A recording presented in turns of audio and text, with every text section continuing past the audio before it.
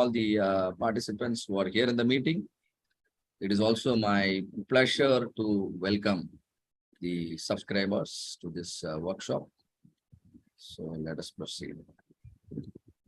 So this is going to be all the participants who are here in the meeting.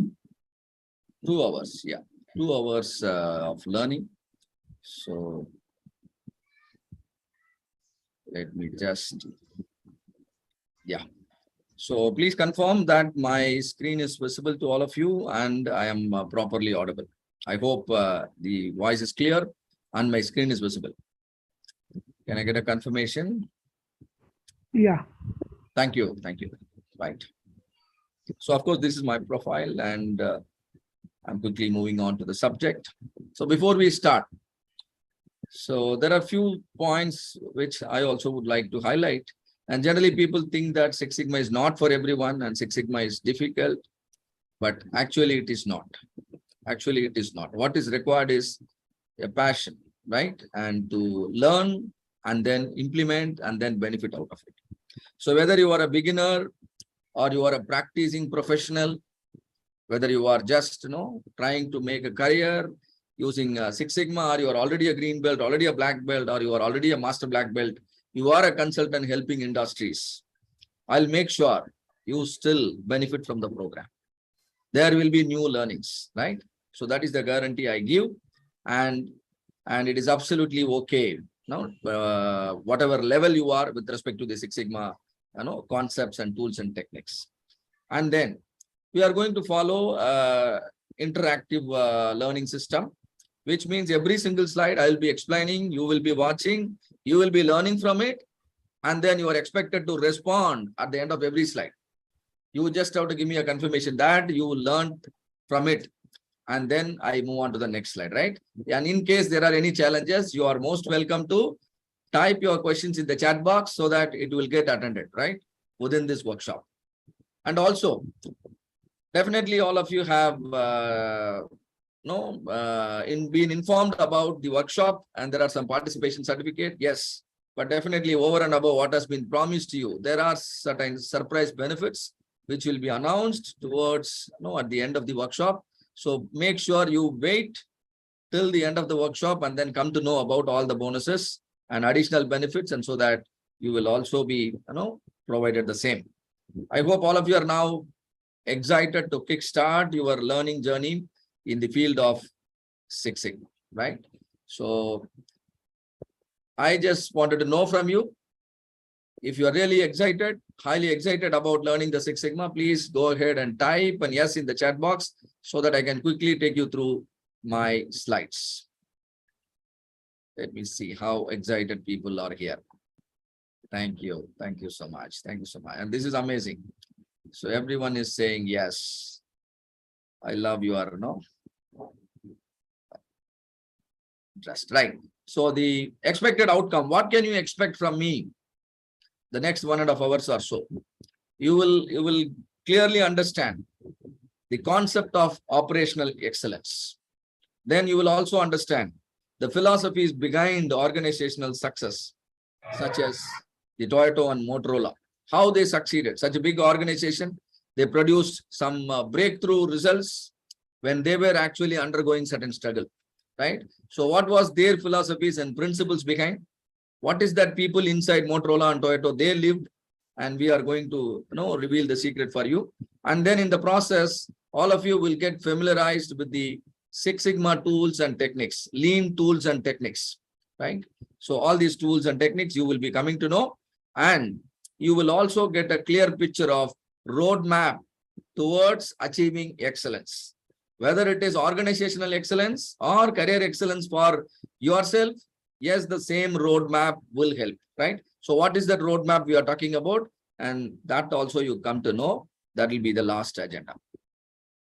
So with that note, first let us understand operational excellence. So this word has become very famous in the industry nowadays, because every organization they wanted to really become #1 in the market. So now let us assume each one of us as an entrepreneur. Just, for a while, you forget about your current role and imagine you are running a company. Imagine you are producing a product, you are offering a service in a specific, segment of the market, which means all of us are competitors, which again means there are 32 companies playing in the market, attacking a particular segment, and the product and services are same. And now tell me, if you are competing against, 32 companies in a market, tell me, what is the position you would like to see your company in the list of, competitors? There are 32 companies. There are 32 positions. You can desire to become number one. You can also desire to stand in the last. And please type your answers in the chat box. If you want to see your company in the number one position, please type number one. If you want to see your company in some other position, please type that number. Let us see, the responses. And Vinay Kumar says number one, and Prastine says he wanted to see in the top 5. Yes, all of you. Yes, Patnayak says number one. Monu Paul says number one. And most of you, have typed the number one. What does this actually indicate? Every company really wanted to, have a better market share, or otherwise the higher market share. And one day or the other day, they wanted to see their company number one. This is your dream.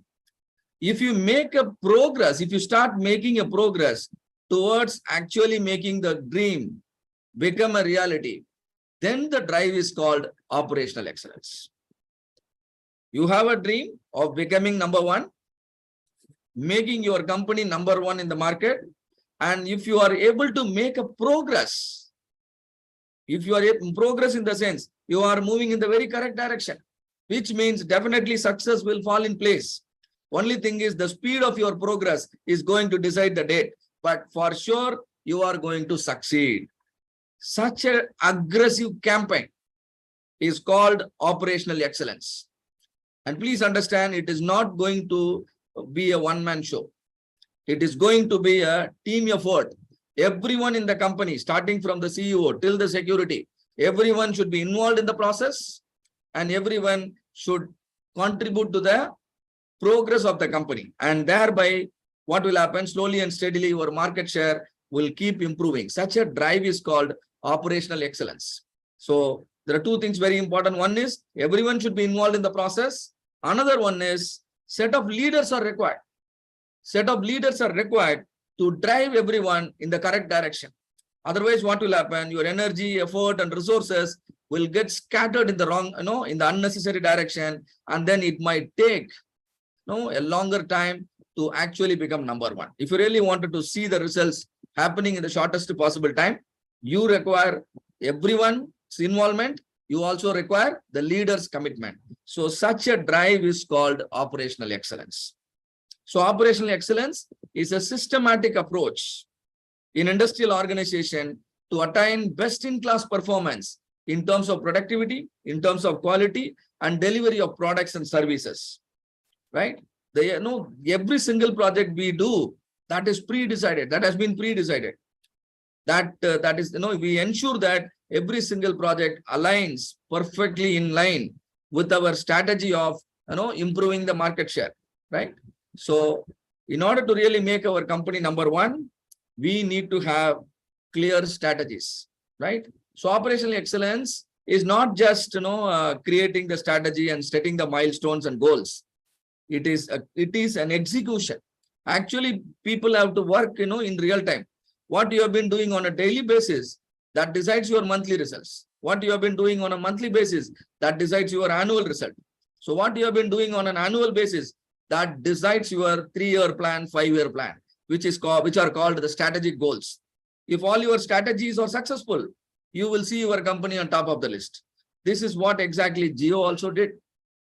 When Jio was introduced in the market, just 5 years down the line, you think about Jio. They were not in the market. But look at their position today. They're actually number one. So they had a dream of becoming number one.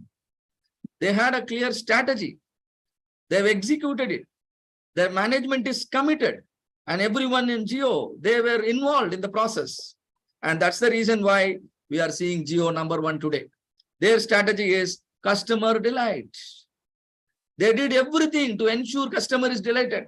They are not worried about anything else for the simple reason that their strategy is customer delight. That's all. They are ready to compromise everything else, but no compromise on the customer delight. You sign up, we will do everything for you. Everything is completely free for the first year and extended for the next year. And now Geo is number one. So the strategy is clear and the implementation also happened. And in 3 to 5 years, we have actually seen a company really becoming number one. And this cannot happen just by having the right product.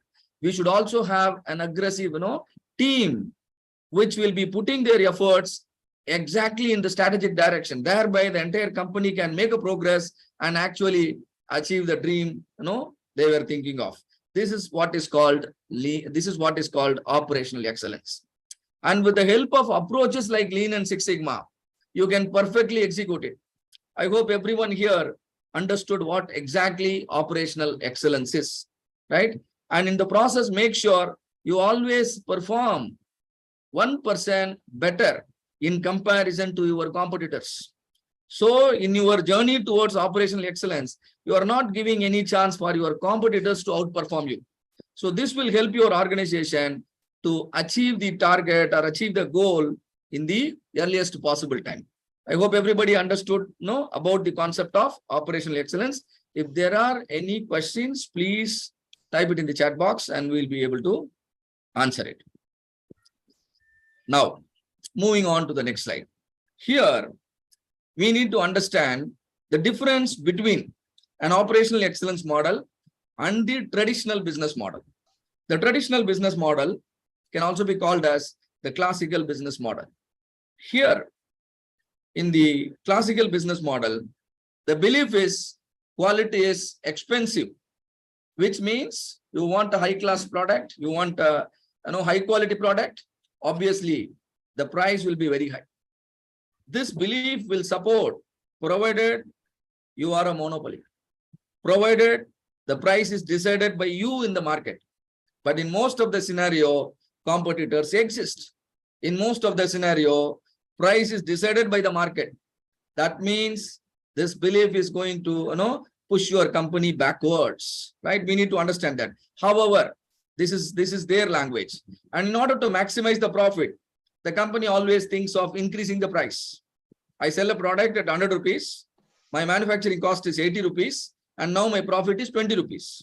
In order to maximize the profit, what do? I increase the price to 110 rupees. Now the difference is 30. That means I am able to make more profit now. So the idea of maximizing the profit is increase the price. This is traditional business model. Why do they think so? Because they know that quality is a function of highly skilled resources. Quality requires modern technology. Quality requires modern machinery. And so obviously, cost is involved. So price will be high, and there is no other way to maximize the profit other than increasing the price, right? That means they rely mostly on the price of the product. On the other hand, the Lean Six Sigma model or the operational excellence model, here the belief is quality is inexpensive. Quality is inexpensive, which means the level of quality of your product and service is really world-class, best in class. At the same time, the product or the service is offered at a very, very competitive price, which again means your price is lower than the competitors. Literally everyone in the market would love to buy your product, would love to avail your services, right? That means, your market share will gradually increase. Their idea of maximizing the profit, is decrease the defects, decrease the waste, decrease the risk.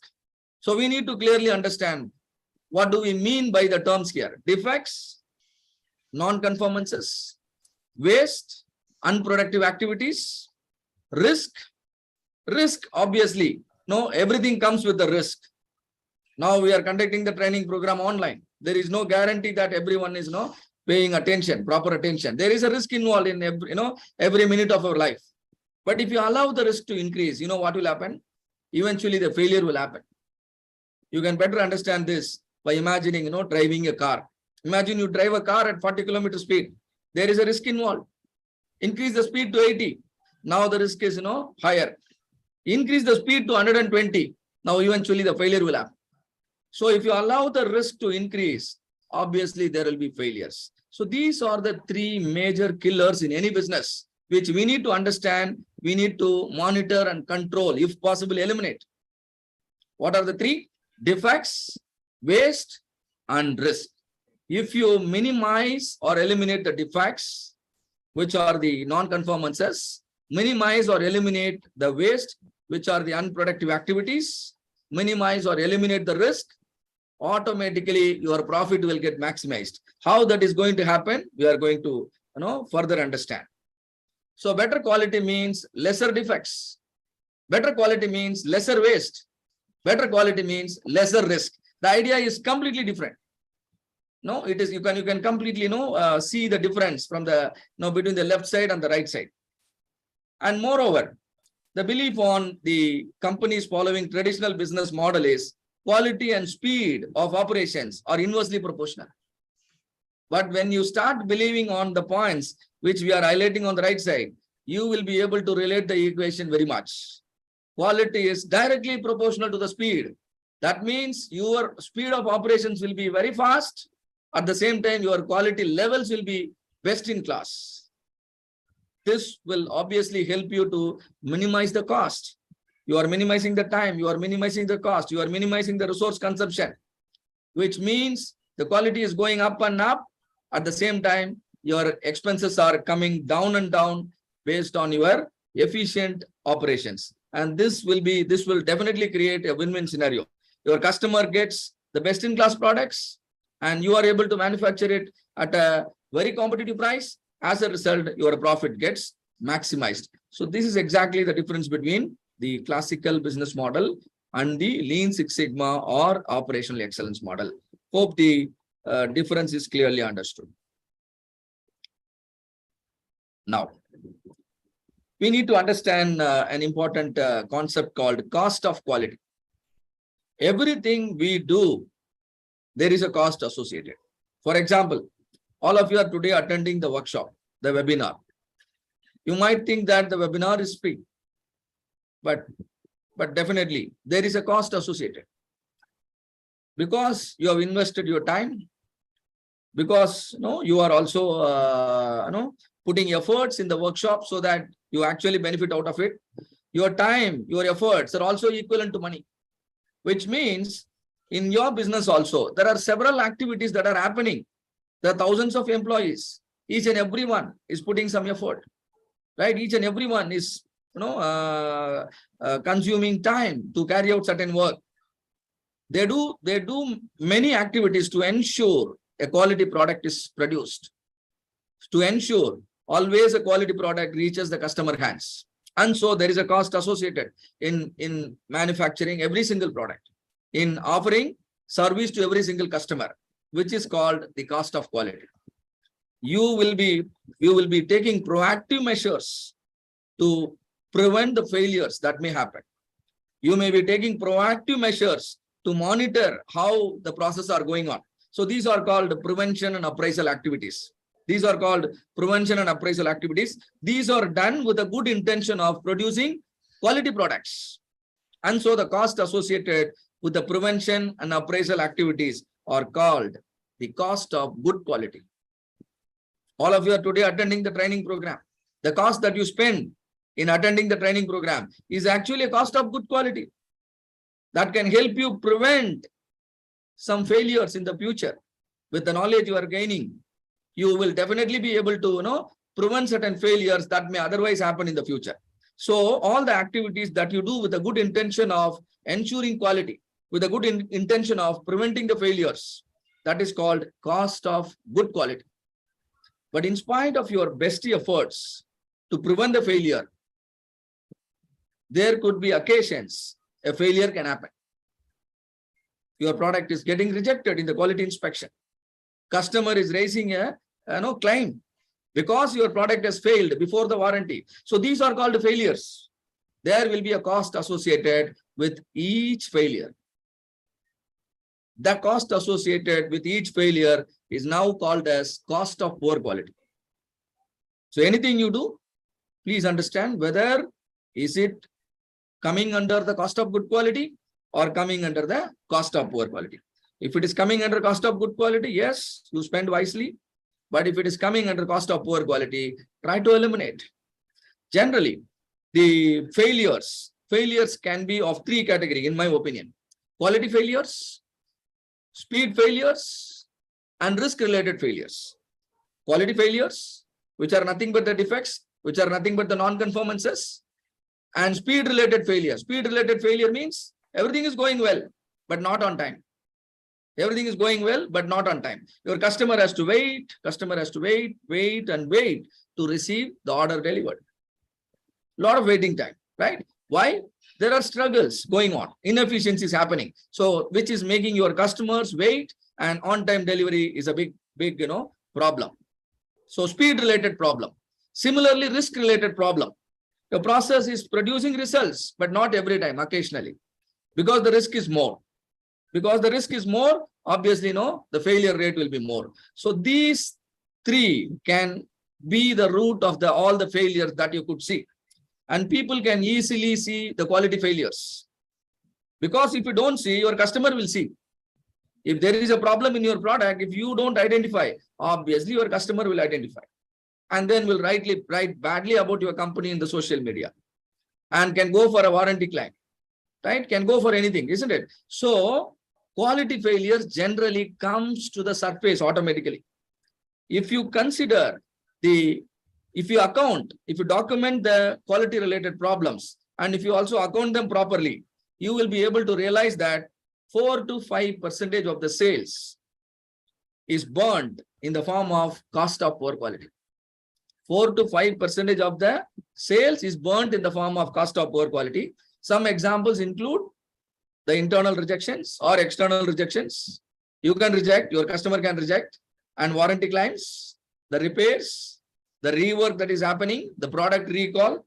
Now, a lot of recalls are happening with respect to the electric vehicles, and the FMCG case like the Maggie. Maggie was recalled in the year 2015 or so. And similarly, Ford had the experience of recall. Even all big companies, they had undergone the recall. So, but all these things are due to the non-conformances that are present in the product, quality issues. If you account them, you will be able to realize 5% of the sales is burnt. Accounting the visible failures is simply, like seeing the iceberg here in my slide. You are able to see the iceberg, but we need to understand what we are seeing is only the tip of the iceberg. A major portion of the iceberg is still unseen. Hope all of you agree with me. Whatever quality problem that is getting visualized, that is getting accounted, is only equivalent to the tip of the iceberg. There are many other problems. The waste related problem, the speed related problem, and the risk related problem, they rarely get noticed. They rarely get documented. They rarely get accounted. And now, before coming to the speed and the risk related issues, let me show you the hidden portion of the iceberg.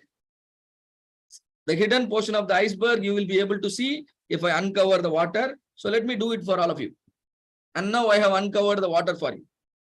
And now tell me, which portion of the iceberg is bigger in size? Is it the visible portion or the invisible portion?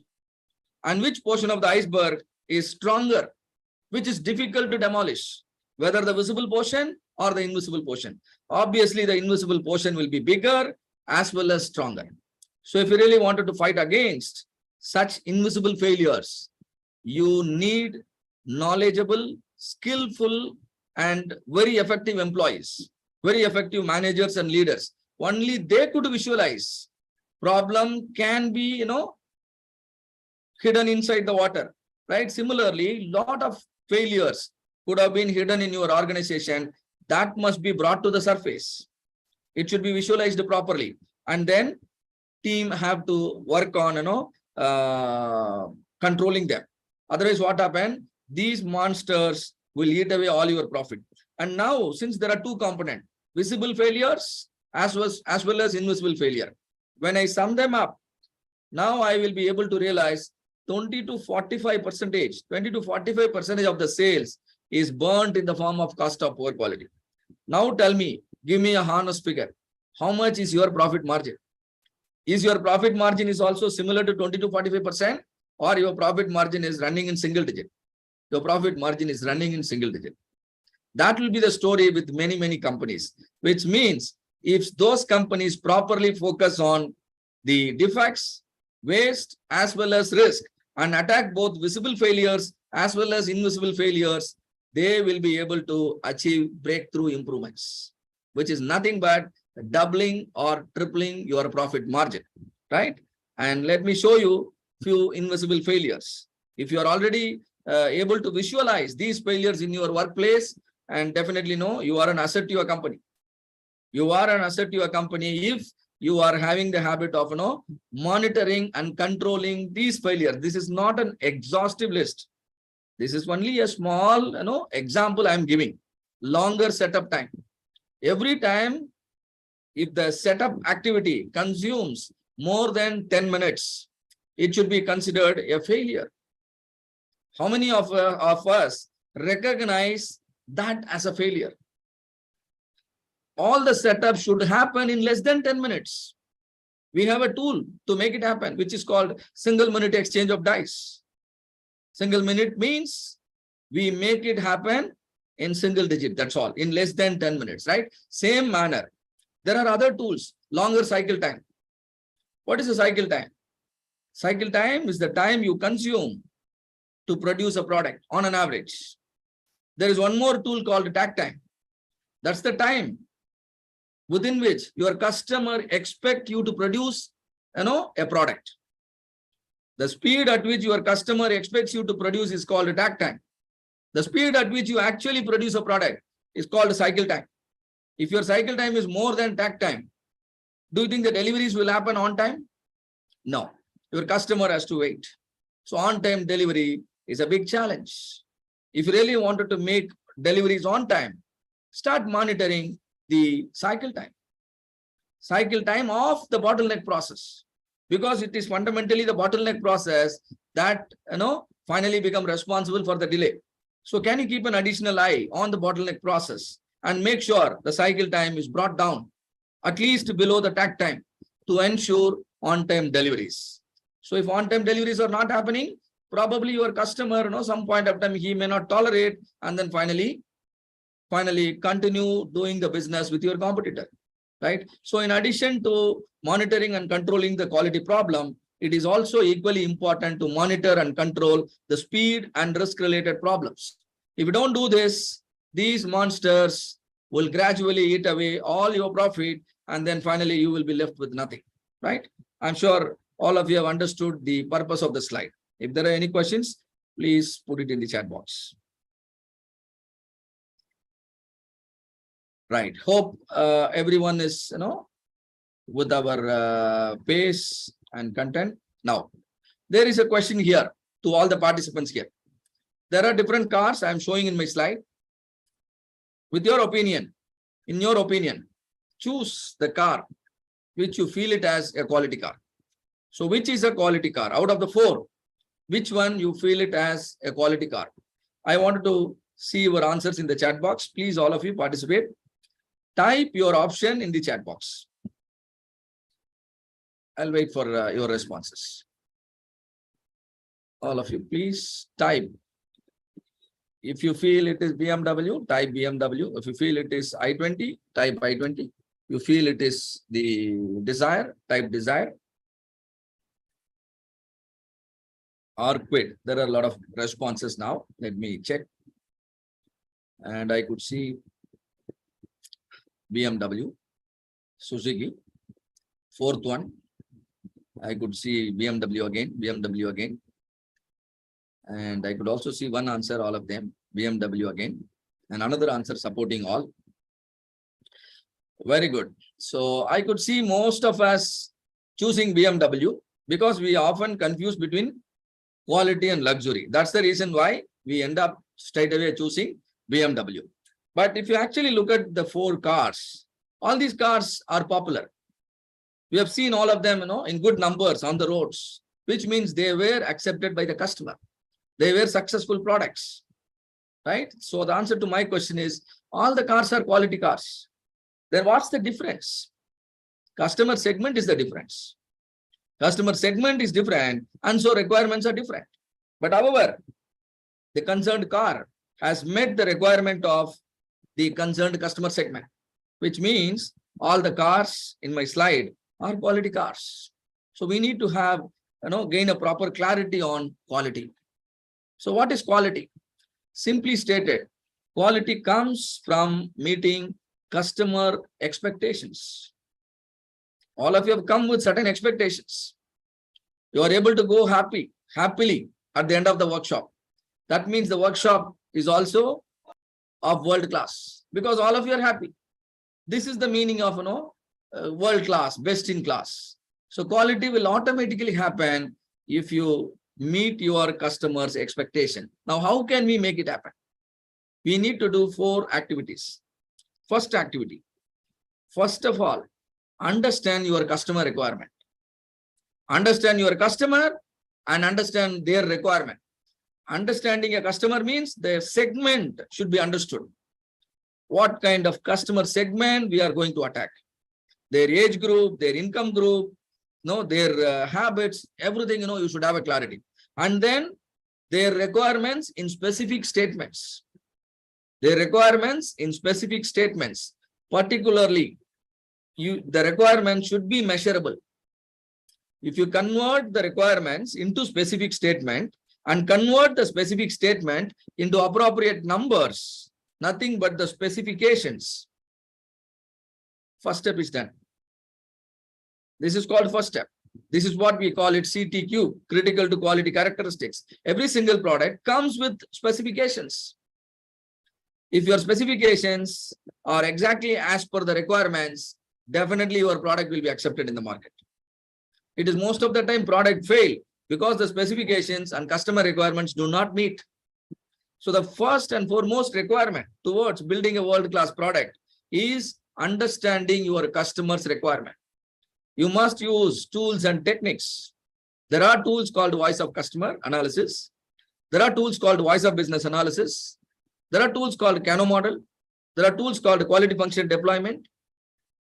You can think of using, doing a survey, using some properly designed questionnaire. All these things, tools and techniques will help you do the first step correctly, which is understanding customer requirement.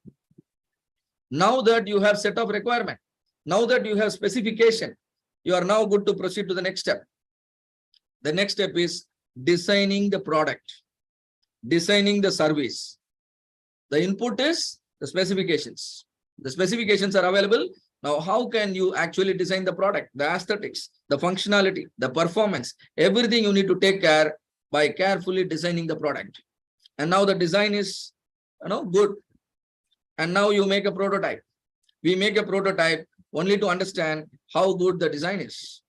The purpose is not mass production. The purpose of prototyping is just to ensure how good the design is. Is the design features meets the customer requirement? If you are happy, proceed to the next step. If you are not happy, you have to repeat the cycle, redesign, till your prototype meets the expectation. And now you have designed the product, you have created prototype, but I can't use the same method for mass production. Because mass production is something quite different from the prototyping. And now I have to develop processes. Now comes very, very important term, process. Develop processes. Develop capable processes, which means these processes are capable of, producing the products and make your product, make your business successful in long run. The process comes with higher capability, which means failure is rare, which means defect rate will definitely be less, which means the waste rate will be minimum, which means the risk rate will be minimum. Keep the defect rate, waste rate, and the risk rate minimum. Now you are done with the third step. You have designed a process which can give you defect-free products, which can lead to waste-free operations, which can lead to risk-free processes. So you are taking care of two things here. You are ensuring quality product reaches the customer hands. You are also ensuring that you do it intelligently. You do it intelligently. Then only you can make your customers happy. You can also make your business owners smile. So this third step is very, very important. Now the third step is also beautifully done. You have the world's best process and capable of producing the products and offering the services. Now you require people. Each one of us here are now coming into the picture. We are now required in the organization to ensure these processes remain capable even in a long term. Next 3 years, 5 years, this is our strategy. This is what we are going to do. Now, who will ensure we do it without any deviation? Who will ensure these processes will remain capable, for the next 3 years? We need, people to manage and control this process. There are two words here. One is control, another one is manage. Control means allow the process or ensure the process deliver the results consistently over a longer term, which is nothing but statistical process control. Managing the process, because there could be changes happening in the market. Your competitor might be trying to do better than you. Now comes a necessity to improve your process further. This is also important. The so-called managers, the so-called leaders should also keep an additional eye on the market and understand, yes, there is a need. The time has come for us to further improve the process. So there are two things here. One is process control. Another one is process improvement. Fundamentally, all of us are doing one of the job. That's all. We might be having different designation, but fundamentally, either we will be doing process control or we will be doing process improvement. Here, we will be developing processes. Here, we will be designing. Here, we will be studying the market, studying the customer need analysis. One of the, we will be involved in one of the 4 activities. If you make sure your company executes these activities perfectly, now quality is guaranteed. Your product quality will be the best. Hope all of you understand how quality is ensured in our product. Or finally, you can also understand one thing here. Everything is boiling down to process control and process improvement. That's all. Everything is boiling down to process control and process improvement. So what is this process improvement? What is this process improvement? So first of all, what is a process? Process, set of activities that will convert your input into output.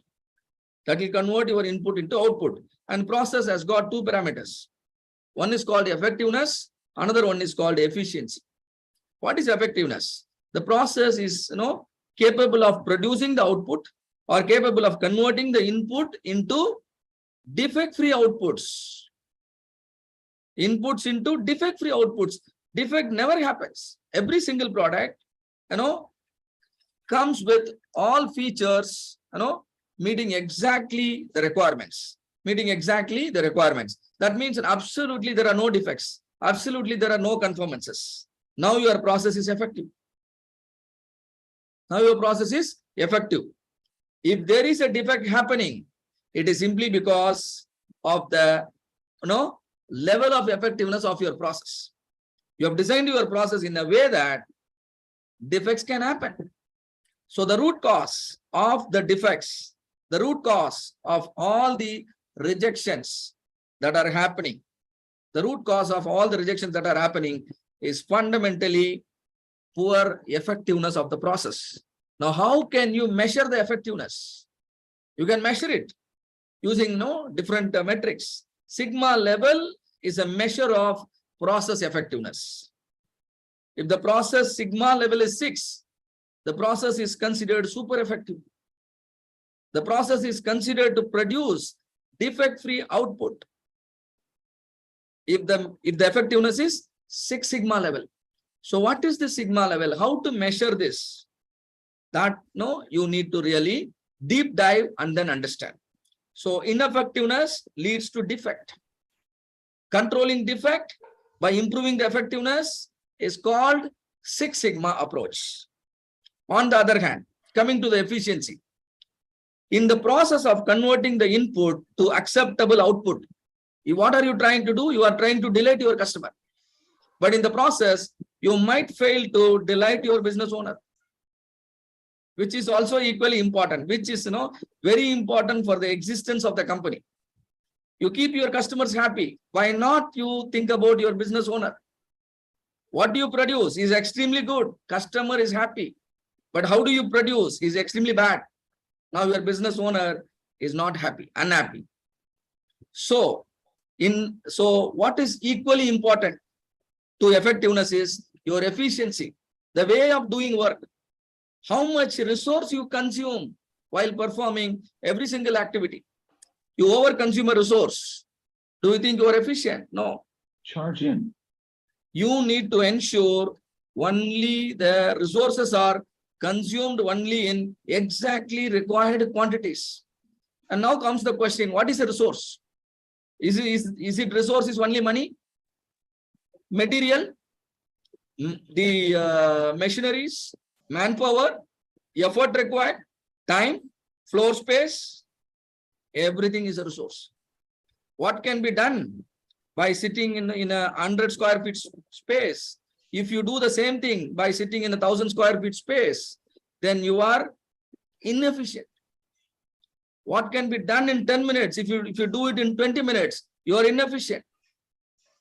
If something can be done consuming a lesser effort, but if you do the same thing, putting more effort, you are inefficient. So we need to understand the several forms of inefficiency. Thereby, while making our customers smile, we can also make our business owners smile. So your profit is actually a function of efficiency.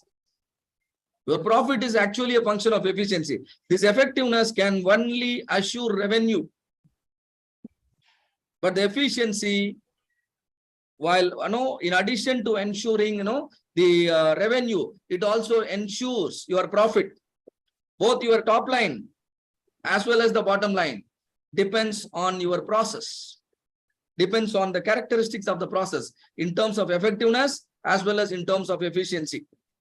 So effectiveness should never be compromised because customer will come to know otherwise. You can't send a defective item to the hands of the customer. So effectiveness should never be compromised. But in the process, efficiency must always be optimized. So this will have a proper balance between the customer and the business, and your business can exist in the market. Hope the process improvement approach is clearly understood. All right. So we proceed. So process improvement is the key to improving business result because it takes care of the customer on one side, also takes care of the business owner on the other side, right? So imagine you have grown an orange tree and now this orange tree can give oranges. We all know that orange tree can give oranges. But suddenly what happened? The situation requires apple. It could be from your customer or it could be from your business owner. All of them now expect you to produce apple. Do you think the same tree, orange tree, can produce apple? Definitely no. Orange tree can only give oranges. If you want an apple tree, then you have to grow an apple. If you want an apple, then you have to grow an apple tree. Which means, if you want to change the fruits, you must change the roots. Similarly, if you want to improve your business results, you must improve your process. Better results requires better process. Better process means process improvement. So process improvement is an essential activity which each and every professional right here attending the meeting, you are expected to, have the appropriate skill for process improvement. This is what Six Sigma calls it as y equal to f of x. The equation y equal to f of x, where y is the output, x are the input. Where y is the output, x are the input. Y is the result. X are the factors that are responsible for the result. Mathematically, y is called dependent variable because it depends on several other factors. Mathematically, x are called the independent variables. You can change them without worrying about anything else. You can change them independently. So they are called independent variable. Right? Your y is your future. The x are your habits. You can change the habits so that you can change your future.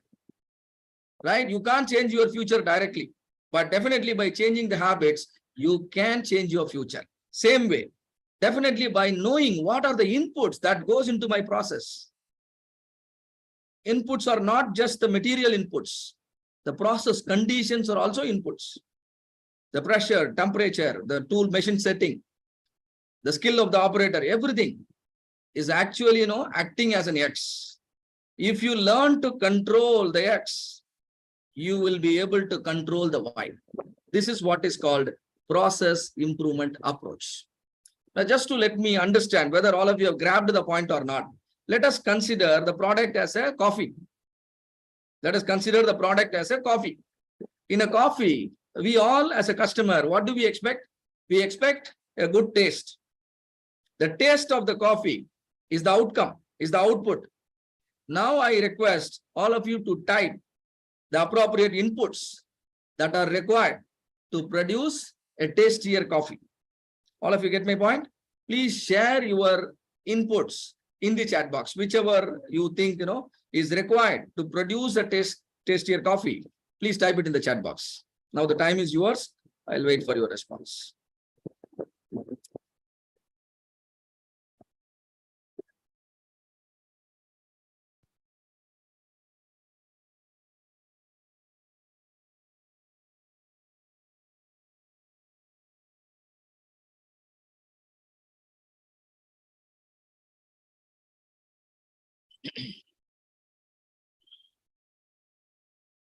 I'm waiting for your responses. All of you, please type.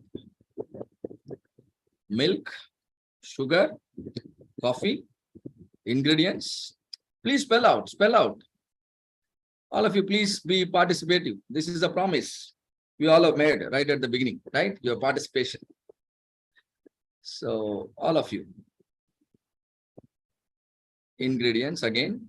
You can spell out what are the ingredients. All right. So the coffee powder, the milk, the sugar, and you require a chef, everything. So all these are X factors. All these are X factors, and the outcome, Y factor, is a tastier coffee. And now I see a problem with my coffee. I see a problem with my coffee. The problem is coffee is not stronger because I expected a strong coffee. I ordered for it, but then the coffee is not strong enough. Now tell me, what is the root cause of the problem? Now tell me, what is the root cause of the problem? Coffee is not stronger. Is it because of the milk you added? Or is it because of the sugar you added? Or is it because of the coffee powder you added? Or is it because of the chef?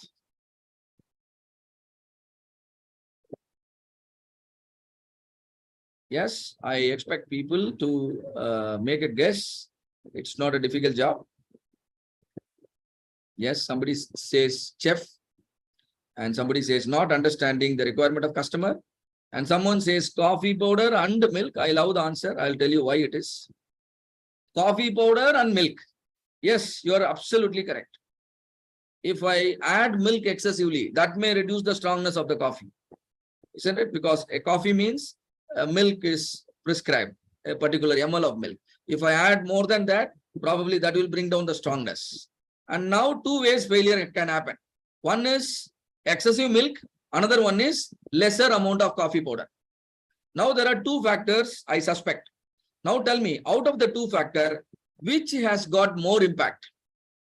Adding 10 ml of excess milk will make more impact, or adding 10 grams of coffee powder extra will make more impact. Which has more impact? People can guess now again. Now it is now you will be able to easily figure out it is the coffee powder, which means coffee powder is the critical factor as far as the strongness of the coffee is concerned. There are many characteristics that we expect in a coffee, not only strongness. We expect it at a particular temperature. We expect the taste to be at a particular level. And similarly, the strongness. As far as the strongness is concerned, the factor which is majorly responsible is coffee powder. That means the contribution is more. Contribution to the strongness of the coffee is more for the coffee powder than the milk, than the other ingredients. That is the reason why we call coffee powder as critical factor. Critical factor is nothing but the root cause. Critical factor is nothing but the root cause. And now I want to solve the problem. I want to solve the problem. If I want to solve the problem, it is very important for me to know the relationship of the root cause with the output which I am trying to optimize. Whether the coffee powder has got a positive relation or negative relation. Tell me, if I add more coffee powder, what will happen to the strongness? Will it increase or decrease? If I add more coffee powder, will it increase the strongness or decrease the strongness? I think people can make a guess, right guess now. Let me wait. Yes, it will increase. Thank you, Patnaik. It will increase, which means the relationship is positive. Increasing the X increases the Y. Relationship is positive. Suppose if increasing the X leads to decreasing the Y, the relationship is negative. Why do I need this? Then only solution can be offered. If you don't know which factor is critical, if you don't know what kind of relationship it holds with the output, which you are trying to optimize, and you are jumping to the solution, you will never be a solution provider without knowing the root cause, without knowing the relationship of the root cause. With the coffee example, the discussion went on very smoothly. Now let us change the product. Let us consider your product. Now you are manufacturing concrete blocks. You are manufacturing concrete blocks. Certain characteristics are expected. The strength of the concrete block is very important. The strength of the concrete block is very important to you. Now tell me, considering strength as the Y variable, what are the X variable? And also tell me, the strength is fluctuating heavily. Lot of customer complaints are coming. They are telling me that my blocks are failing before the prescribed load. Even before the prescribed load is applied, the concretes are failing. Why is it happening? What is the X factor now? What is the relationship of the X factor with the Y factor, which is the strength of the concrete? If you could answer all these questions, you will be able to offer a solution. Such experts are in high demand. Such experts are always paid 30% higher salary. Such experts always play the role of a manager, play the role of a team leader, play the role of the leaders at the department level, at the organization level. They have that analytical skill to figure out the root cause of the problem. They have the analytical skill to provide the right solution, right? And they are nothing but the Six Sigma expert. They are nothing but the Six Sigma belt holders. It is a fundamental, please all of you understand, it is a fundamental what we are talking about. If fundamentally something is wrong, we may not be able to progress well in the corporate ladder. And you really do not require analytical skill to solve every problem. But certain problem cannot be solved by your regular other methods. If you ask me what are the other methods, I will give a single name, trial and error. The other methods are trial and error because you don't know the criticality, you don't know the relationship, but you still try out. You still produce improvement. These are meager improvement. What are we looking at now? What are we targeting now? We are now targeting breakthrough improvement. If we are targeting breakthrough improvement, we must be, strong in the, analytical research, right? And this is what is called the process improvement approach. And this is the important skill which you will be, enhancing by joining the Six Sigma certification program. So I think now all of you got an idea what exactly, process improvement is. And now let us understand a brief about lean. We all know lean has come from the company called Toyota, who are manufacturing automotive, various automotive vehicles nowadays. But long back at the beginning, they were into loom works, like how all the automotive companies are, converting to electric vehicles. Same way, the Toyota's founder, Sakichi Toyoto, he converted his loom works into automotive in 1920s. And then they wanted to perform well. And they wanted to really improve their market share. And so they used a tool called benchmarking. A.G. Toyoto, he visited Ford and studied the best practices of Ford, because Ford was really doing very well that point of time. And they were following a mass production system, serving to a big customer base. And they benchmarked their best practices. A.G. Toyoto, you are seeing him in my slide on top of the 3, and it is A.G. Toyoto. And he came back to Japan and collaborated with 2 more quality gurus, Taichi Ono, the inventor of the concept of 7 waste, and one more, Shigeo Shingo, the one who introduced the tool like SMED and tools like Poke and many other lean tools, right? So these 3 stalwarts, they developed a system based on their study and observations with some of the best practices as on date. They developed a unique system. They named it as Toyota production system. This Toyota production system is designed specific to the requirements of Toyota in those conditions. And they developed it with the 2 underlying principles. One is right sizing the resource. One is right sizing the resource. Another one is self-monitoring. Both are very important. If you also respect these principles and practice it in your company, you will also be able to produce these kind of outcome. What are the outcome? You are now able to produce faster. You are now able to produce with lesser cost. You are able to achieve higher quality. And most importantly, you can have different variants. In any product that you offer, you can have different variants and you can switch between the options whenever it is needed. Lot of flexibility in your operations. This is nothing but, they called as Toyota production system. Just to understand, right sizing the resource, the principle of right sizing the resource. Imagine you going to a restaurant with a lot of money in your pocket. You have 10,000 rupees. You are going with all your family members. While coming out, how much money will remain in your pocket? I think all of you will agree. We will end up, using the credit card in excess, right? After paying all the 10,000. Imagine you go to a restaurant with the exact amount of, money that is in your pocket. Now you will spend very wisely. Before ordering, you will decide, right? How much required? How many members here? How much is going to be the consumption? So that is the advantage of respecting the principle, right sizing the resource. You give everything in excess, people will, overconsume. People will definitely, be inefficient. Another thing, self-monitoring. Can you imagine a car without fuel level indicator? Can you imagine a car without speedometer? Why are they provided?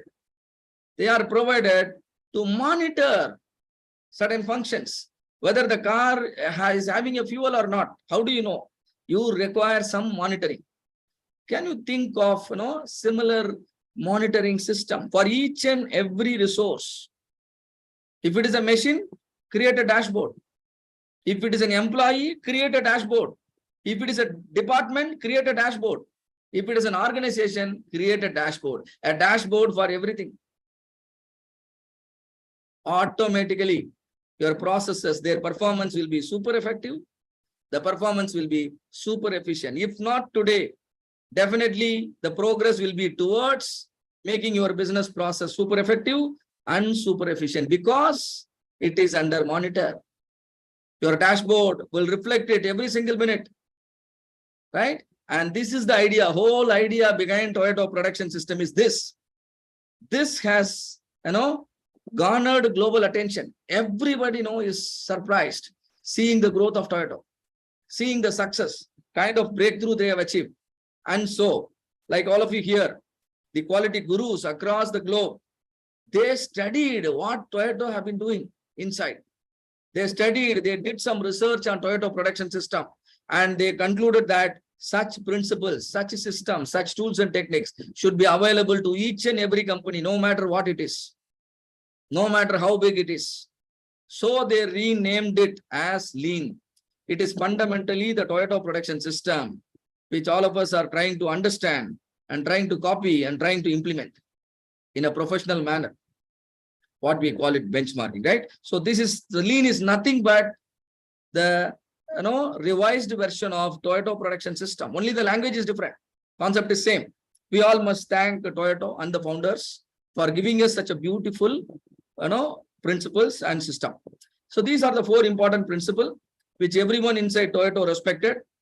First principle is always think of creating value in people's life. That should be your philosophy. Your philosophy is do everything only if it adds value. If what I am doing is not actually adding value, I must consider not doing it.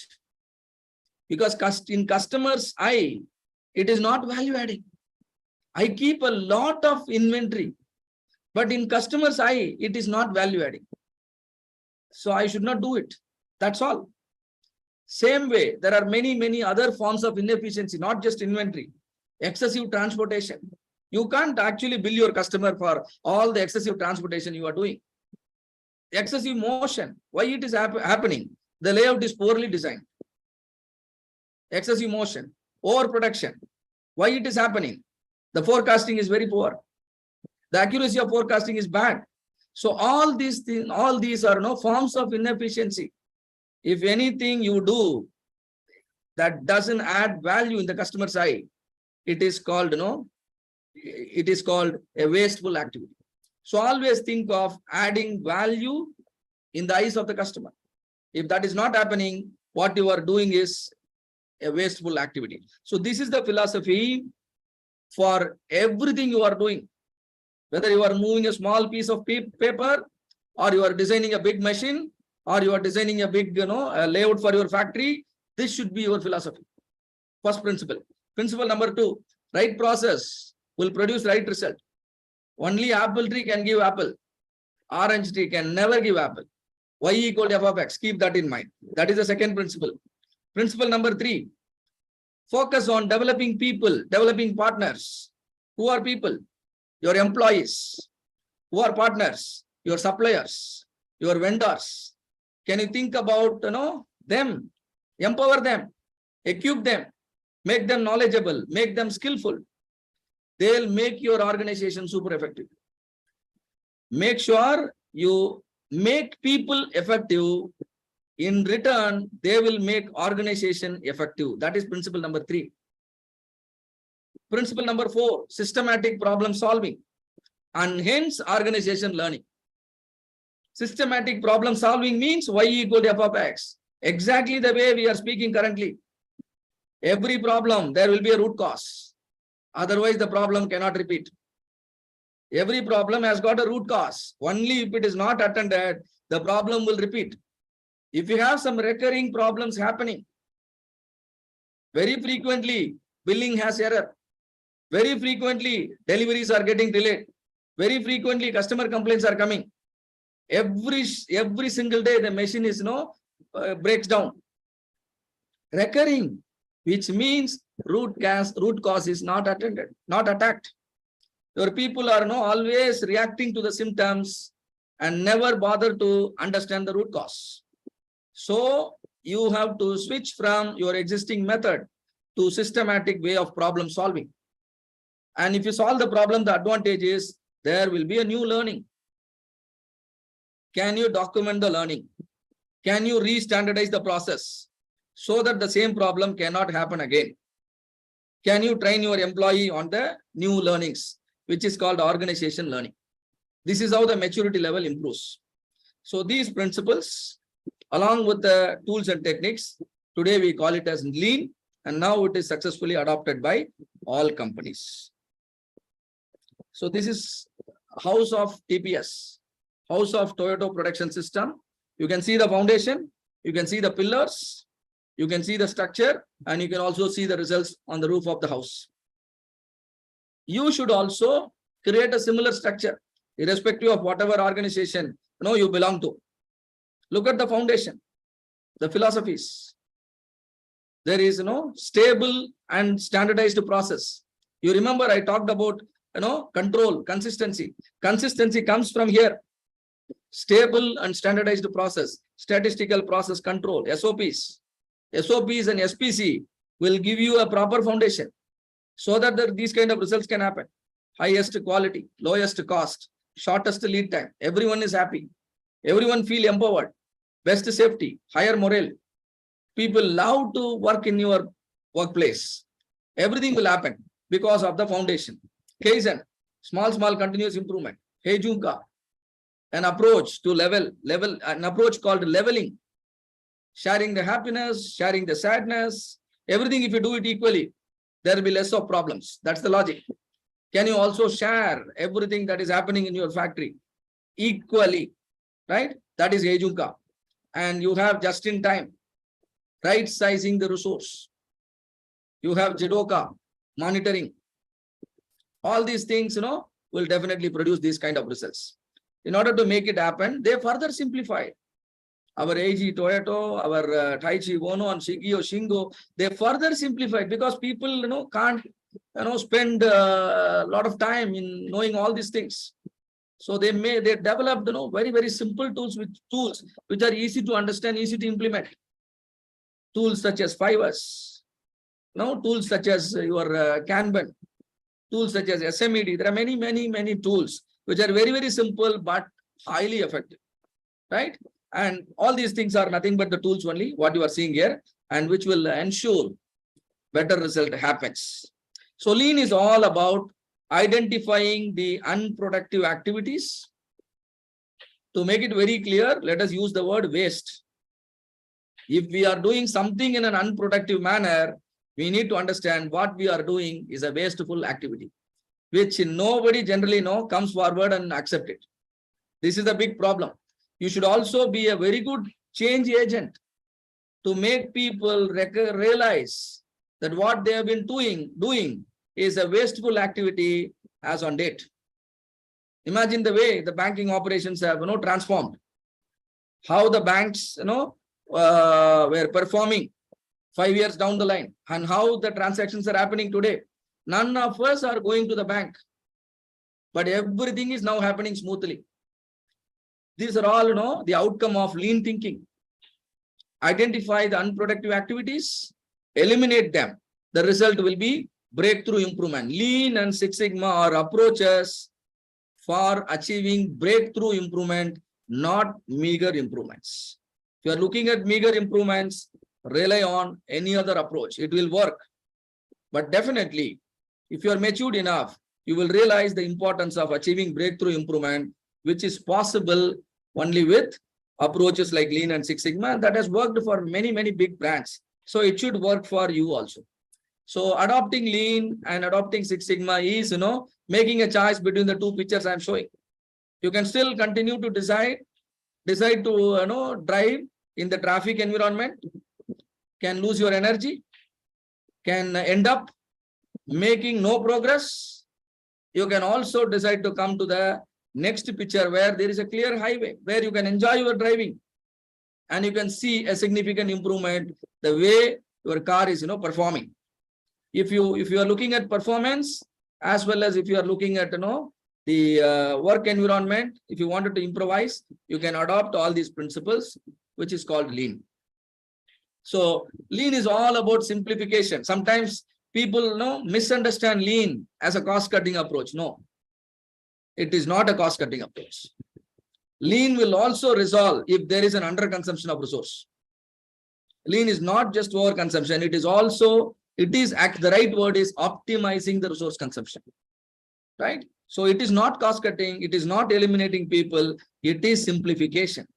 When the processes are simple, people will execute it effortlessly and still produce the major breakthrough improvements.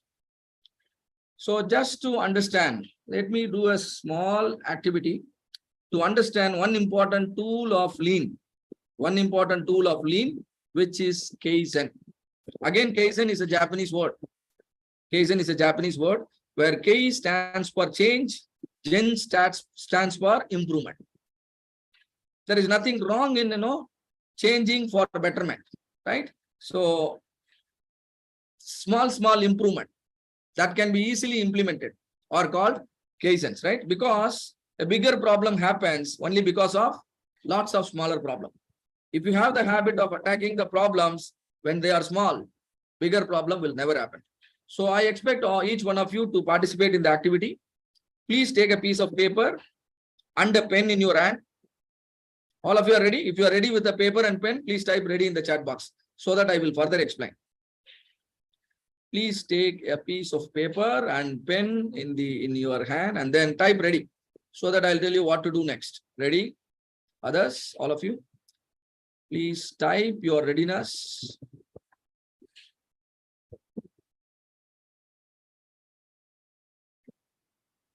I'm waiting for your response. Ready? All of you, please be participative. You're expected to indicate the readiness now. Type ready in the chat box. Few are ready. All of you can participate. All right. Now everyone is ready. All right. Now we proceed. Now the activity is I will show a set of numbers along with set of symbols. I'll also give you 45 seconds. You are expected to memorize. Memorize in the sense, load them in your memory. Like how you load the workpiece, how you store something in your work area. Now you need to store the information in your memory, right? That is the task. Don't be over smart. You don't have to take a screenshot or don't have to write anything now. You just have to memorize, right? The time is yours now. 45 seconds.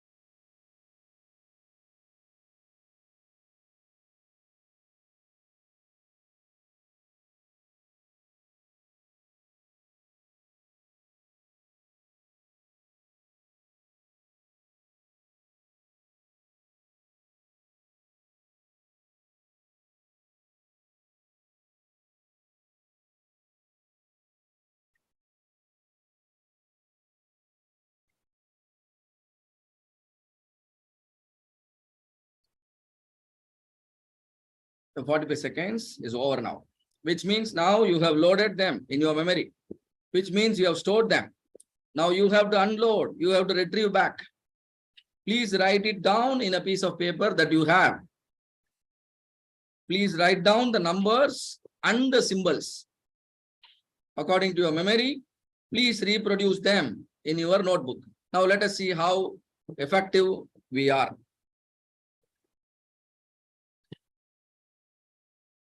All of you, are you doing it? Please try doing it.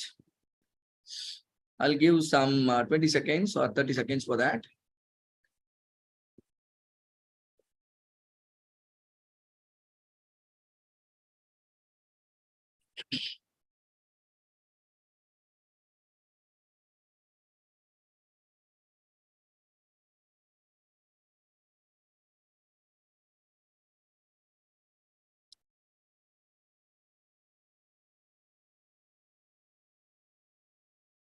If you are done, please let me know.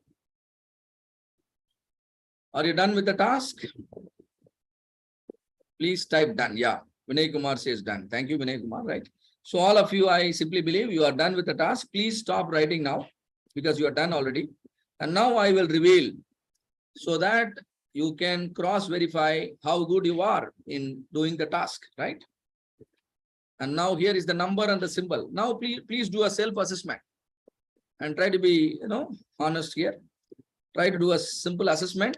And if you are able to score 10 out of 10, share your mark in the chat box. Or if it is any other mark, please do not hesitate to share. We just wanted to understand what Kaizen is here. Do a self-evaluation and let me know your score. Yes, Vinay Kumar says 7 out of 10. That's a good effort. All of you, please share. Don't worry that low score means you're bad and high score means you are great. No, it is not that meaning. Participation is important. And RA scored 5. Very good. And now Prakash scored 6. Patnaik scored 5. How about others? I could see a lot of people in the meeting, but always very few are listening to me and returning the information. Mukund got 5 and Mogan got 6 and Sagar got 7. That means we could see mark from 5 to 7, 5, 6 and 7 majority. We are not able to get 100 out of 100. 10 out of 10 has not happened. That means there are non-conformances. That means there are non-conformances. Probably, I have given the required time, correct time. But what is the problem here? Is it the problem is I have not explained correctly? Or is it the problem is you are not on your job properly? What is the problem? What could be the root? Always, people are tempted to find fault with the, generally, we find fault with the people. Rarely we think about the process. The Lean and Six Sigma is a process approach. Try to criticize the process and try to find ways to improve your process. Automatically, the problem will come down, right?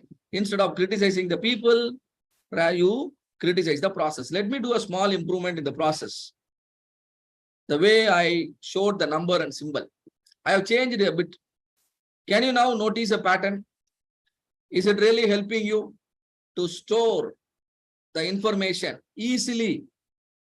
See, you are now storing the information in your memory. What your employees, particularly the down-level workers, are doing, they are storing a material in a place. They are loading a machine, right? They are just, then otherwise they will be retrieving, they will be unloading. So similar task, fundamentally what they are doing is, similar to what we are actually discussing now. We need to think at the micro level so that, major improvements can happen. And now tell me, will you be able to score 10 out of 10? I'm sure all of you will now agree with me, right?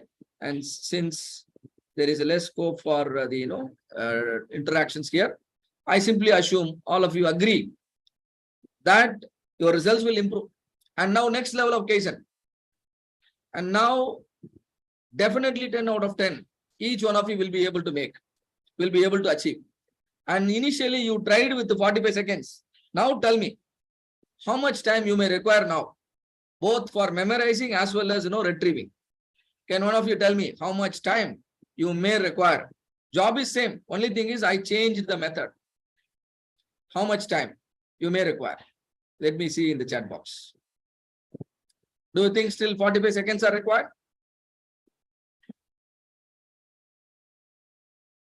Less time. That means in less than 30 seconds, less than 20 seconds, right? And I'll be able to use the numbers only when you let me know. 10 seconds. And somebody says 10 seconds, sir, 10 seconds. What you are not able to achieve in 45 seconds, you are able to now achieve in 10 seconds. This is the power of Kaizen. Small improvements can lead to major results, right? Major improvements will happen, right? So this just find ways to simplify, minimize the efforts. Automatically, your results will happen.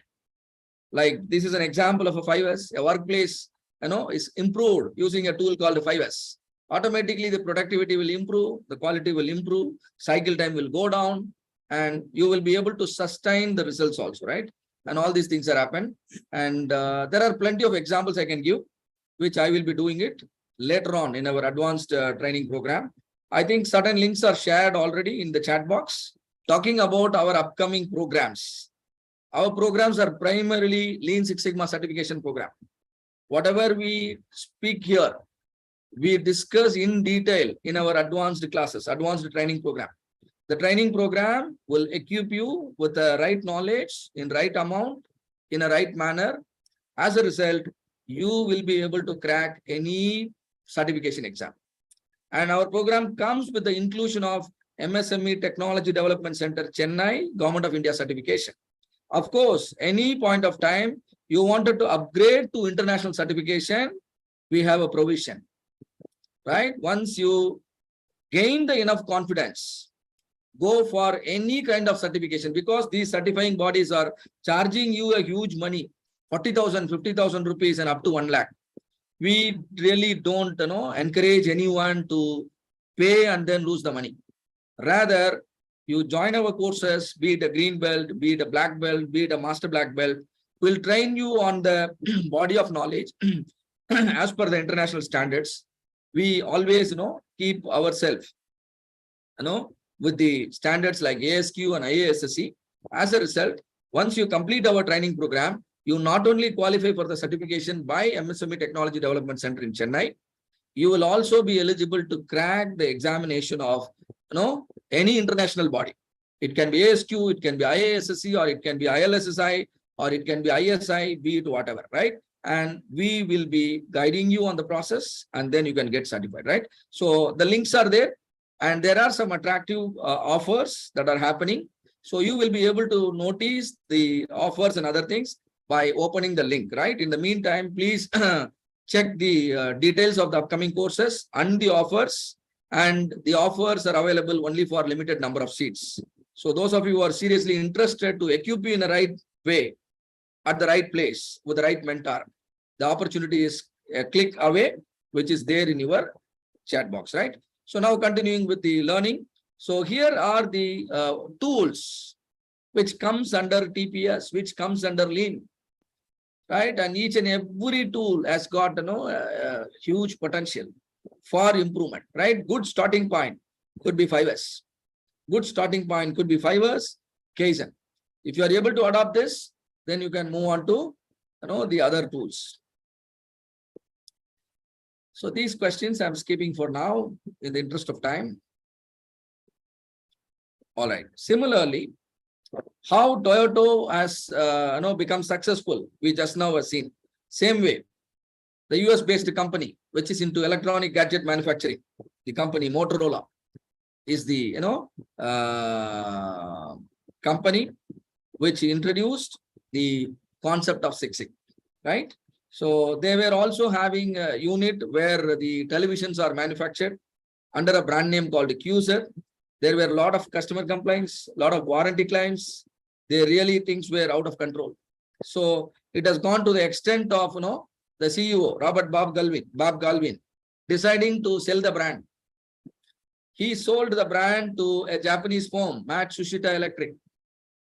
After acquiring Accuser, this particular Japanese firm, right, they were following a business model called the Kaizen business model that time. They made the same brand highly successful and very popular. So seeing the success of Accuser in the hands of the Japanese firm, so Bob Galvin and the other members of the management, they realized one thing. Problem is not just with the quality of the product. Problem is there also with our approach towards quality. So we need to change a lot, isn't it? And so the responsibility was given to the executives in the company. Mainly, the responsibility was taken up by Bill Smith and Michael Harry. Bill Smith is an engineer, like most of you here, and Michael Harry is a statistician. This combination of engineering and statistical brain really helped Motorola to understand what is exactly happening, to understand what has happened in the past. If you understand the past, also understand the present, you will be a good predictor of the future. This is exactly statistics. You understand the past, understand the present, and now you will be a good predictor of the future. Your decisions can be perfect. You will be able to better predict the future and then react accordingly. So using the statistics, Bill Smith and Michael Harry, they developed a statistical metric-based system using which they resolved all the existing problems. Using the same approach, they also predicted how things can go wrong in the future and prevented them also. That which means you can use this approach for correction as well as for prevention. The idea of statistics is mainly on a concept called normal distribution. The idea of statistics is mainly on a concept called normal distribution, which was introduced by this mathematician called Frederick Gauss. So, by using the concept of normal distribution, Bill Smith and Michael Harry have developed a methodology to correct all the problems, as well as used the same methodology to prevent future problems. As a result, they ended up achieving a saving of $16 billion within a span of 10 years by making improvement in manufacturing as well as non-manufacturing department. I am telling this only to let all of you know that the Six Sigma approach can be implemented in all industries, all departments. You can think of implementing Six Sigma in your billing department, accounts department, purchase department, supply chain, warehouse, production, right? Service, pharma, healthcare, education. Be it whatever industry it is, you will be able to apply, right? And at the time of introducing, Six Sigma had only 4 phases: measure, analyze, improve, and control. What gets measured gets improved. They started with the measure, but today Six Sigma has 5 phases. While General Electric was adopting Six Sigma, they improvised the Six Sigma methodology from 4-phased to 5-phased by bringing define in front of MAC. Define, measure, analyze, improve, and control. So Motorola was also awarded the Malcolm Baldrige National Quality Award for the best practices they had. And today we call Bill Smith as the father of Six Sigma. It is Dr. Michael Harry who introduced belt levels, because Six Sigma methodology is something which X and Y cannot do, which X and Y cannot participate and produce result. It takes effort, it takes some knowledge, it takes some skill, real skill to work with the data, right? So without statistics, understanding the past, understanding the present, predicting the future cannot happen without statistics. So belt levels are created, which will indicate your level of proficiency in the Six Sigma methodology, in the Six Sigma tools and techniques, and the Six Sigma concept. Accordingly, different belt levels are created, and based on which the roles and responsibilities will be assigned. Only if you do it in a structured way, it can lead to operational excellence. It can lead to breakthrough result. And this is how Motorola succeeded. So what is Six Sigma? Six Sigma is a management philosophy. Six Sigma is a data-driven methodology. Six Sigma is a data-driven methodology for decision making. Your decision can never go wrong. Six Sigma is a data-driven methodology for process improvement. What is process improvement? You will be able to effectively manage the challenges in the market. Challenges in the market requires process improvement. No challenges, you require process control. That's all. You need to take up the challenges that happens, frequently in the market, right? So process improvement. So Six Sigma is a disciplined data-driven methodology which can allow you to handle any kind of challenges, right? And see here, this philosophy meets the business objective by reducing the variation. Variation now comes. Variation is a statistical term. Variation is a statistical term. Variation means error. Error means problem. Problem means customer dissatisfaction.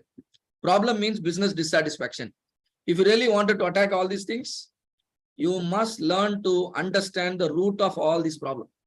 The root of customer dissatisfaction, the root of defects, the root of errors, the root of business dissatisfaction is variation.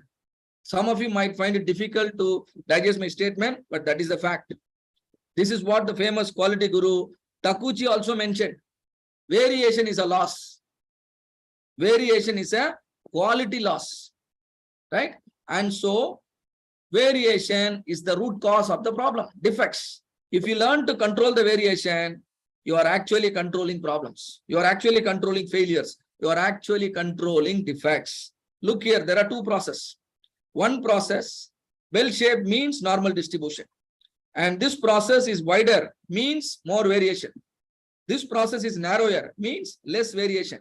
Less variation means less problems, less rejection. And how do I say less rejection? Now for the same process, producing the same product, now you mark the specification, upper spec, lower spec. Similarly, upper spec, lower spec. Now here in this process, having more variation, you can see the outputs of the process going beyond specification. That means this area is rejection. The so-called rejection rate of 10% is represented here beyond the specification. But when the process is narrower, how do I know my process is narrower? Through the variation. So you can measure variation. If the process is narrower, literally the complete process is inside the spec, which means everything you produce is happily accepted by your customer. Absolutely no rejections. If at all there are any rejection, you are sure that it will be limited to 3.4 DPMO, where DPMO stands for defects per million opportunities. So this is the capability called Six Sigma capability. So how to calculate this and all those things, we will be equipping you very thoroughly right from the scratch in our advanced certification program, right? So Six Sigma is a metric, it's a methodology, it's a way of management. There are companies like Amazon, TCS, Google, right? 3M, many companies, Caterpillar, they use Six Sigma as a way of management. The growth of the professionals are connected to the Six Sigma certification. Even for certain designations at the entry level, Six Sigma certifications are required. Six Sigma certified experts are paid 30% higher salary. And Six Sigma experts grow very fast in their career and they become leaders, right? At in less than 5 years. All of you can plan to really become a leader from within 5 years from now. There is no point of becoming a leader at the age of retirement. That's not going to serve the purpose. Plan now.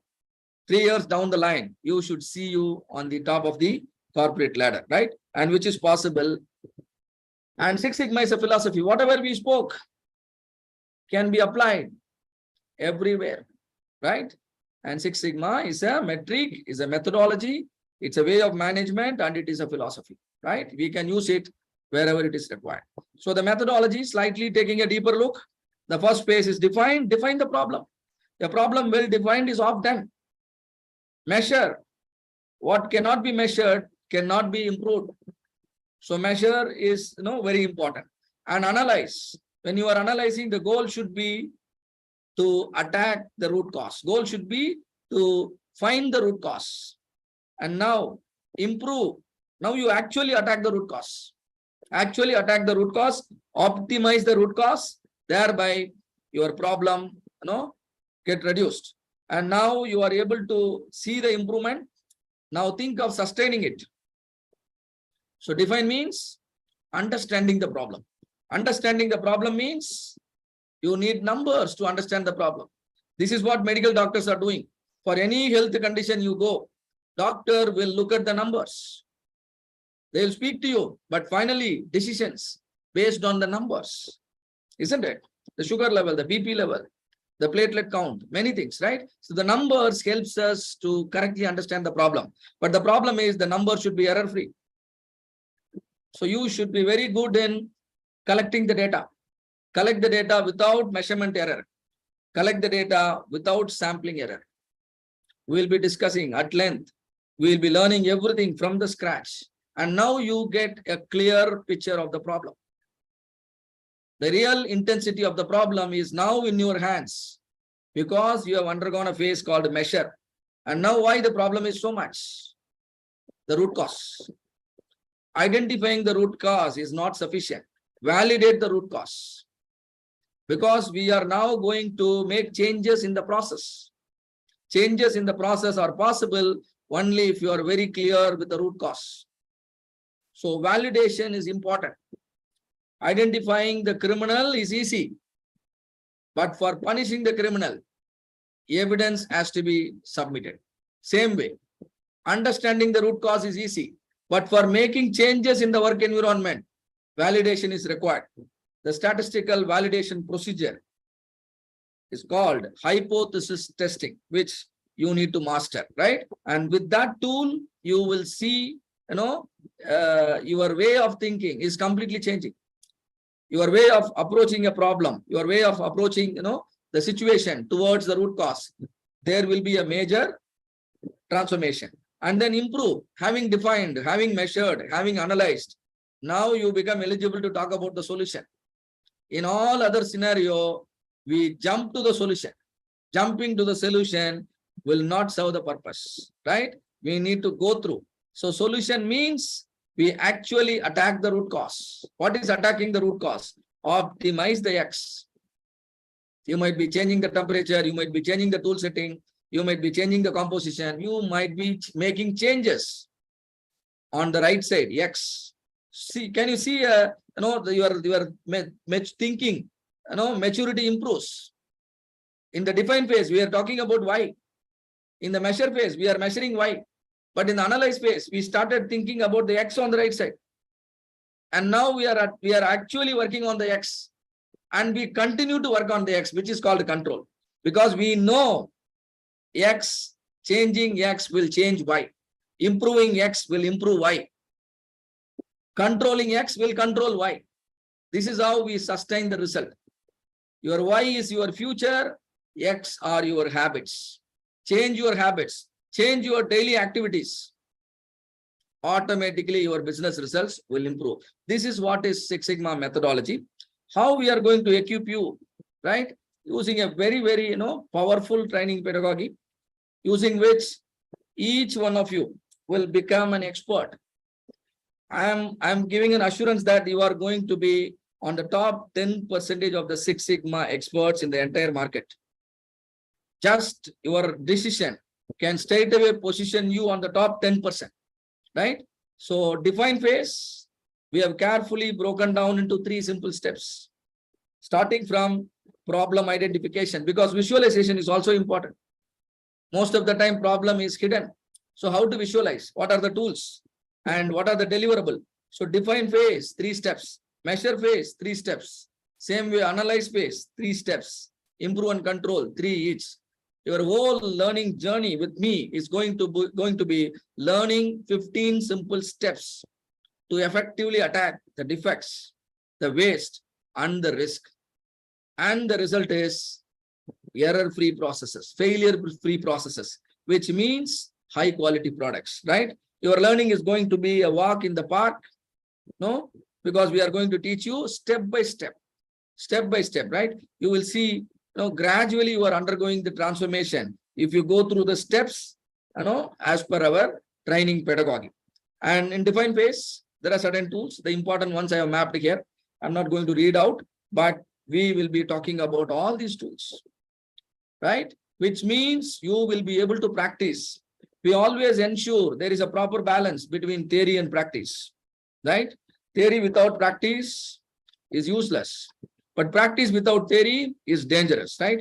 We need to be very careful on both, right? We give equal emphasis, and there will be a lot of hand-holding during the training, even post completion of the training and certification, right? And that's how we ensure all our alumni are highly successful today, right? So white belt is, in my opinion, all of you are now become a white belt. If you simply say yes, say no to the statement that Lean Six Sigma can help in your career growth. If you say yes to the statement that Lean Six Sigma can help your company to improve further. If the answer is yes, this moment you have become a white belt. And we will also be happy to award you a white belt certificate, right? And there is a process, you will be guided through it, but white belt is only an awareness. You really cannot participate in a project. In order to participate in a project, you need to graduate to the next level, which is called yellow belt. Yellow belt is, an intermediate level of proficiency, like the nurses in the hospital. You can treat the patients, but definitely under the guidance of the medical doctors. Same way, yellow belts can work in the project, but under the guidance of the green belts. If you want to be a full-fledged Six Sigma expert, you should be a green belt. And now you can even lead projects. But there is a boundary between green and black belt. Green belt will handle only simple projects. However, a black belt will handle even complex project. A project is considered complex if there are multiple root causes.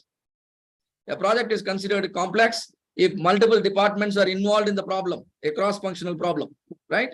And so those problems becomes a candidate for black belt. A green belt will be doing 2 projects in a year. However, a black belt will be doing 6 to 8 projects in a year. That means a black belt is a full-time Six Sigma expert in the company, right? And then there is one more level called a master black belt. If you are a green or a black belt, now you are 1 out of 100. If you are a master black belt, now you are 1 out of 1,000, or the only person in the company. And definitely your role, your designation, your responsibility, your compensation, everything will be way beyond your imagination, right? And it is the master black belt who will ensure the company is progressing in the strategic direction along with the other members, in the committee, right? And it is the master black belt who will train, who will coach black belts and green belts. It is the master black belt who will develop the KPIs and the metrics to ensure the progress of the company in the correct direction. And of course, every single project requires champions and sponsors for its success. It is like every children require a father and a mother. Same way, every single project that is happening in your work environment requires a sponsor and a champion. Sponsor is like the father who will provide resource. Champion is the mother who will ensure the project, really progress towards the success by participating time to time and then supporting the requirements of by fulfilling the requirements of the team. So this kind of infrastructure is required for the success of any improvement initiative in any company, in the absence of which your efforts will end up producing meager results, not breakthrough results. So there are certain questions, and again I'm skipping, right, in the interest of the time. So now and this is the roadmap. You can see how a company can progress. You can see the roadmap. The market is the tree. The fruits are nothing but the customers or the market share. If you want to own a bigger market share, then you need to make a progress. And you can see the starting point is 5S. Starting point is QC tools. Starting point is SPC, statistical process control. If you are talking about all these things, now you have taken the first step. But the second step is very, very important, which is scaling up your business. The risk with the scaling up is now you are dealing with a huge lot of customers.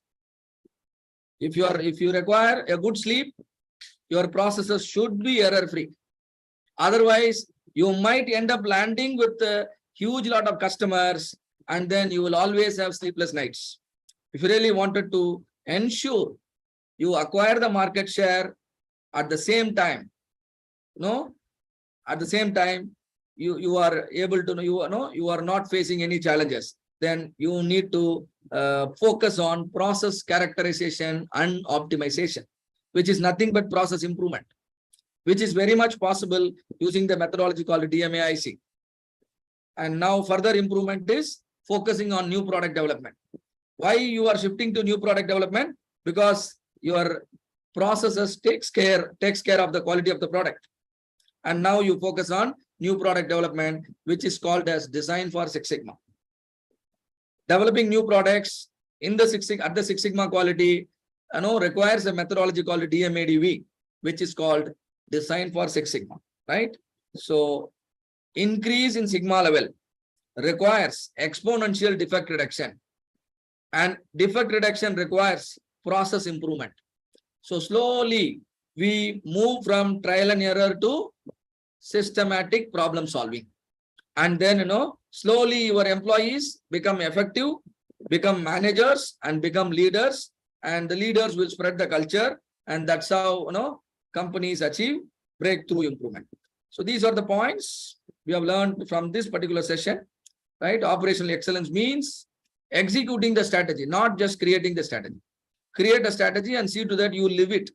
See to that everyone is aligned, right? And quality is meeting the customer requirement. And quality is always a function of customer requirement, design requirement, process requirement, and employee requirement. So Lean Six Sigma as an operational excellence model will definitely improve the quality, reduce the cost and the lead time, right? And there are several tools the Lean toolkit contains. Similarly, there are several tools under the Six Sigma toolkit. You need to understand Six Sigma doesn't have special tools. These are existing tools. But your efforts will be focused now, right? Fundamentally, they are quality control tools, they are project management tools, they are problem-solving tools, they are decision-making tools, they are team management tools, they are communication management tools, which means knowingly, unknowingly, directly, indirectly, you are undergoing a 360-degree transformation and seeing yourself as one of the best professional in your industry, right? So use the appropriate tools and the appropriate methods to correct the existing failures and prevent the future failures, right? You can use it as a tool for corrective management as well as for the preventive management. So now that we have progressed in the field of Six Sigma to a certain extent, and this is not the end, this is just a beginning we have made. If you love the way you learn today, continue the same path, right? Continue the same path. Our parents show the route. We simply believe them and then proceed. Same manner, we have showed certain route today. And if you have loved every single minute of the session, continue the route and definitely you will be extremely successful, and that is our guarantee, right?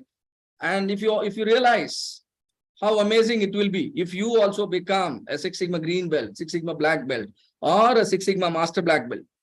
Becoming a Six Sigma master black belt through our team will enable you to become a part of our team in the near future. And you will also be working along with us. And that's the guarantee we create to our alumni.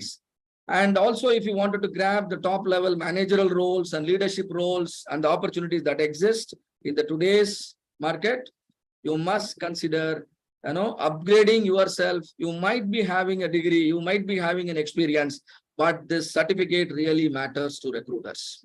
This certificate really matters to your management to offer the promotion, to offer the increments that you deserve, right? And you can grab this, you can do this certification and become a highly wanted professional. You will be required everywhere. Your employment opportunities will get widened. Today you are in manufacturing, tomorrow you wanted to move to an IT industry, and next year you wanted to come back to the service industry. All these doors will open for you now, simply because of your decision that you are going to take today, right? So you can definitely be it whatever is your requirement, whether your requirement Sir, excuse me. Yes, madam. Sir, please stop the live. Oh, you want me to stop the live, right? Yeah.